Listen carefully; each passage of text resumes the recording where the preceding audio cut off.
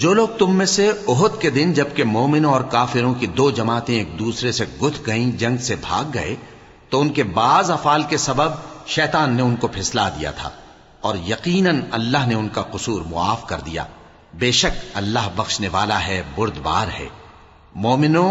ان لوگوں جیسے نہ ہونا جو کفر کرتے ہیں، اور ان کے مسلمان بھائی جب اللہ کی راہ میں سفر کریں اور مر جائیں یا جہاد کو نکلیں اور مارے جائیں تو ان کی نسبت کہتے ہیں کہ اگر وہ ہمارے پاس رہتے تو نہ مرتے اور نہ مارے جاتے، یہ اس لیے کہ اللہ ان لوگوں کے دلوں میں افسوس پیدا کر دے، اور زندگی اور موت تو اللہ ہی دیتا ہے، اور اللہ تمہارے سب کاموں کو دیکھ رہا ہے۔ اور اگر تم اللہ کے راستے میں مارے جاؤ یا مر جاؤ تو جو مال و متاع لوگ جمع کرتے ہیں اس سے اللہ کی بخشش اور رحمت کہیں بہتر ہے، اور اگر تم مر جاؤ یا مارے جاؤ تو اللہ کے حضور میں ضرور اکٹھے کیے جاؤ گے۔ پھر اے نبی، اللہ کی مہربانی سے تم ان لوگوں کے لیے نرم مزاج واقع ہوئے ہو، اور اگر تم بدخو اور سخت دل ہوتے تو یہ تمہارے پاس سے بھاگ کھڑے ہوتے، سو ان کو معاف کر دو اور ان کے لیے اللہ سے مغفرت مانگو، اور اپنے کاموں میں ان سے مشورت لیا کرو، اور جب کسی کام کا پختہ ارادہ کر لو تو اللہ پر بھروسہ رکھو، بے شک اللہ بھروسہ رکھنے والوں کو دوست رکھتا ہے۔ اگر اللہ تمہارا مددگار ہے تو تم پر کوئی غالب نہیں آ سکتا، اور اگر وہ تمہیں چھوڑ دے تو پھر کون ہے اس کے بعد تمہاری مدد کرے۔ اور مومنوں کو تو چاہیے کہ اللہ ہی پر بھروسہ رکھیں، اور کبھی نہیں ہو سکتا کہ کوئی پیغمبر خیانت کرے، اور خیانت کرنے والوں کو قیامت کے دن خیانت کی ہوئی چیز اللہ کے روبرو لا حاضر کرنی ہوگی، پھر ہر شخص کو اس کے اعمال کا پورا پورا بدلہ دیا جائے گا، اور ان کے ساتھ بے انصافی نہیں کی جائے گی۔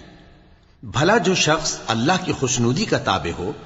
وہ اس شخص کی طرح ہو سکتا ہے جو اللہ کی ناخوشی میں گرفتار ہو،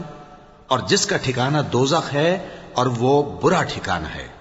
سب لوگوں کے اللہ کے ہاں مختلف درجے ہیں، اور اللہ ان کے سب اعمال دیکھ رہا ہے۔ اللہ نے مومنوں پر یقیناً احسان کیا ہے کہ ان میں انہی میں سے ایک پیغمبر بھیجے جو ان کو اللہ کی آیتیں پڑھ پڑھ کر سناتے اور ان کو پاک کرتے اور انہیں کتاب و حکمت کی تعلیم دیتے ہیں، اور پہلے تو یہ لوگ کھلی گمراہی میں تھے۔ بھلا یہ کیا بات ہے کہ جب احد کے دن کفار کے ہاتھ سے تم پر مصیبت واقع ہوئی، حالانکہ جنگ بدر میں اس سے دگنی مصیبت تمہارے ہاتھ سے ان پر پڑ چکی ہے، تو تم کہنے لگے کہ یہ آفت ہم پر کہاں سے آ پڑی؟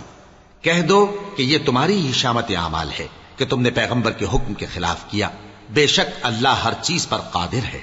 اور جو مصیبت تم پر دونوں جماعتوں کے مقابلے کے دن واقع ہوئی سو اللہ کے حکم سے واقع ہوئی، اور اس سے یہ مقصود تھا کہ اللہ مومنوں کو اچھی طرح معلوم کر لے اور منافقوں کو بھی معلوم کر لے۔ اور جب ان سے کہا گیا کہ آؤ اللہ کے راستے میں جنگ کرو یا کافروں کے حملوں کو روکو، تو کہنے لگے کہ اگر ہم کو لڑائی کی خبر ہوتی تو ہم ضرور تمہارے ساتھ رہتے۔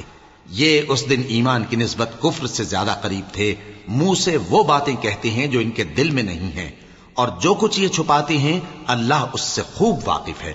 یہ خود تو جنگ سے بچ کر بیٹھ ہی رہے تھے، مگر جنہوں نے اللہ کی راہ میں جانیں قربان کر دیں اپنے ان بھائیوں کے بارے میں بھی کہتے ہیں کہ اگر ہمارا کہا مانتے تو قتل نہ ہوتے۔ کہہ دو کہ اگر سچے ہو تو اپنے اوپر سے موت کو ٹال دینا۔